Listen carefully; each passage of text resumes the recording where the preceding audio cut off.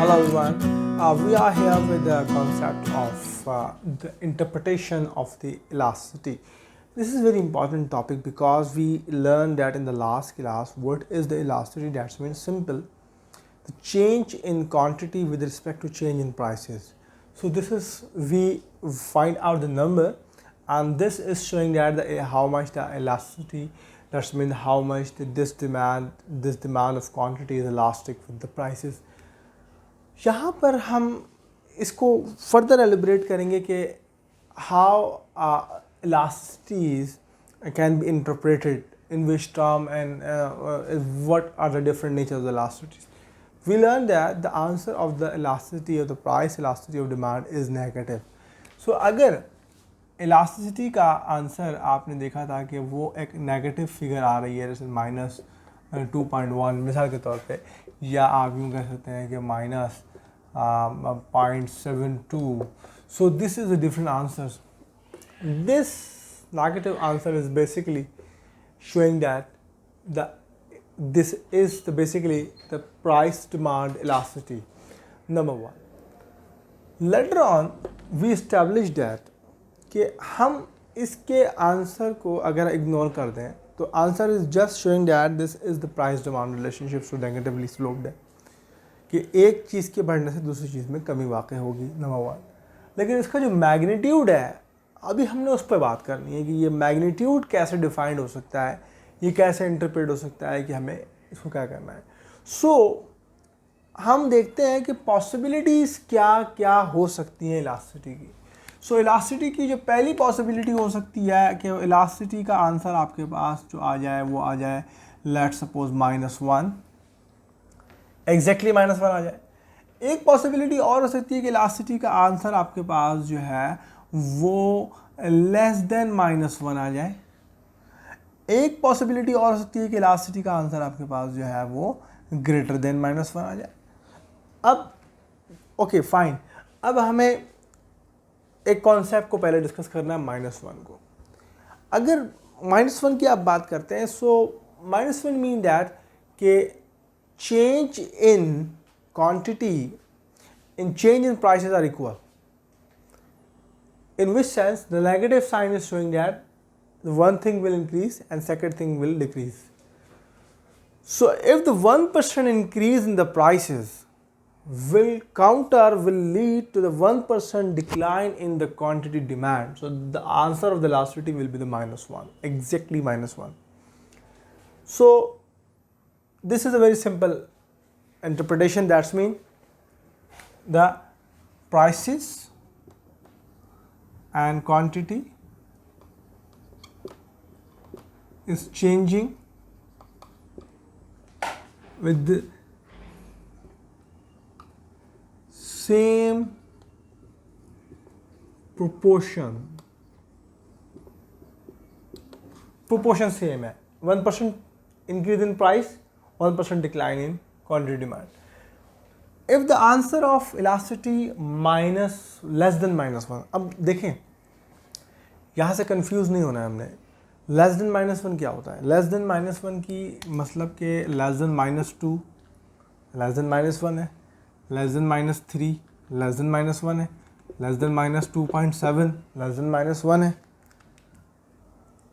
अब if the price elasticity of demand answer is less than -1, so again confuse नहीं होना है. मुख्तलिफ लिटरेचर में बात मिलती है कि वो हम माइनस साइन को इग्नोर करें, मैग्नीट्यूड पे जाएं.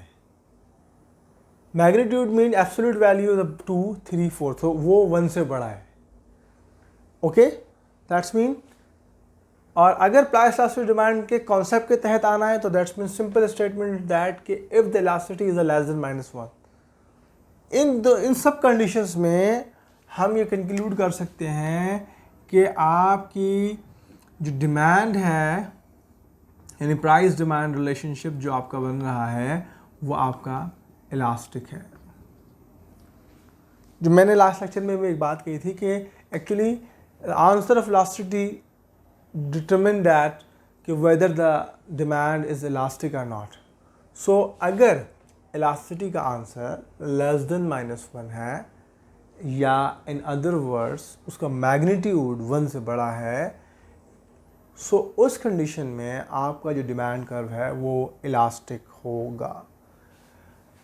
बिकॉज इंटरप्रिटेशन क्या बनेगी कि 1% increase in prices, 2% decline in country demand, 2.7% decline in country demand, यानी जो आंसर्स इसके आ रहे होंगे। Similarly if there is the concept of the less than -1, तो लेस देन -1 की फिगर बेसिकली क्या होगी, -0.5। देखिए आंसर में माइनस तो होगा बिकॉज के प्राइस इलास्टिसिटी ऑफ डिमांड है -0.3, ये सब -1 से बड़े हैं, लेकिन मैग्नीट्यूड में ये 1 से छोटे हैं। सो if the answer is that in this type of the answer, the less than -1, so that's mean the price relationship with the quantity demand is inelastic, because कि देखिए 1% इंक्रीज इन प्राइसेस जो है वो 0.5% इंक्रीज इन क्वांटिटी डिमांड कर रहा है, यानी कि क्वांटिटी डिमांड में इजाफा प्राइस के प्रोपोर्शन से कम वाक़ हो रहा है। So that's mean in this condition we will say that our demand curve is the inelastic. So this is very simple interpretation of these different type of the elasticities. So now we discuss another interpretation is very important, which is a graphical interpretation. If the answer of the elasticities will be equal to -1, less than -1, greater than -1, so we can simply interpret by the giving knowledge. लेकिन graphically हम देखते हैं कि एक curve पे हमें different इलास्टिसिटीज मिल सकती है, इस बात को हम समझने की कोशिश करते हैं। This is the basically curve and here are quantity demanded, there is a price, this is the demand curve और ये नेगेटिवली स्लोप्ड है। हमने ये डिस्कस किया कि इलास्टिसिटी का फार्मूला ये कहता है price elasticity is equal to change in quantity, change in price and multiplied by P over Q. So what is this basically? What is this term? Change in quantity, change in price. Okay, change in price, change in quantity. This is basically a slope. Very simple. So slope of the straight line is always same. On the curve, slope पूरे straight line पे same होता है। So हमें एक demand curve का एक elasticity मिलनी चाहिए? No. Actually पॉइंट इलास्टिसिटी कहते ही इसे इसलिए हैं कि बिकॉज वो उस पॉइंट पे होती है, यानी जब यहाँ पर कोई एक P और एक Q दिया जाता है, बाकी ये चीज़ तो नहीं चेंज होती ना, ये तो कांस्टेंट रहती है। एक लाइन का हमें एक स्लोप मिल जाता है। So that's why it is we can say that कि on the given curve on each point we will have the different elasticity. So यही तो वो अंडरस्टैंडिंग है कि उससे होता क्या है। हम ये कहते हैं कि ये विद इन, यानी एक मार्केट में एक डिमांड कर्व बना with the different prices with different quantity.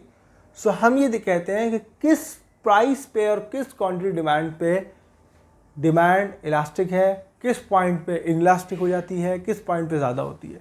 So this is the basically we can get from the calculation. लेकिन ग्राफिकली भी हमें एक बात का अंदाज़ा होता है कि within the graph slope is same, लेकिन at every point the elasticity is being changed. So इसकी जनरलाइजेशन कैसे हो सकती है? जनरलाइजेशन का मुताबिक ये होता है कि अगर हम ट्रैवल करते करते बिल्कुल एक्स एक्सिस को टच कर जाएं तो इस पॉइंट पे हमारी इलास्टिसिटी 0 हो जाती है,